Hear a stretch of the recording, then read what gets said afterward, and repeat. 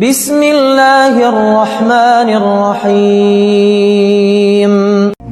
جو شخص بنا کسی وجہ سے آپ سے اکتا جائے اور نظر انداز کرے تو میری نظر میں آپ کا حق بنتا ہے کہ آپ شکرانے کے نفل ادا کریں کہ اللہ تعالیٰ نے آپ کے سامنے ان کم ظرف لوگوں کو ظاہر کیا ہے جن پر آپ محبتیں لٹا رہے ہیں۔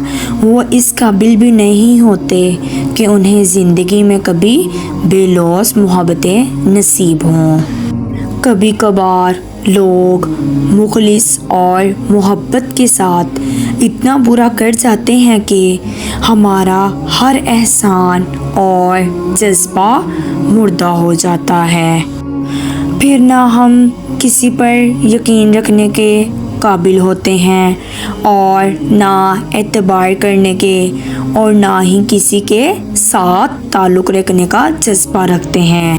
جب حالات ایسے ہو جائیں تو ہمیشہ ایک بات ذہن میں رکھو کہ زندگی انہی چیزوں کا نام ہوتا ہے، کبھی اچھا ہوگا کبھی برا۔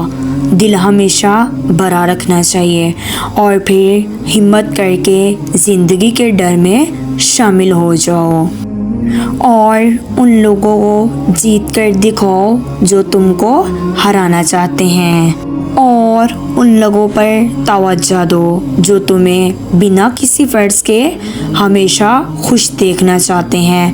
خوش رہو، آمین۔ خوشیاں بانٹتے رہو، ثم آمین۔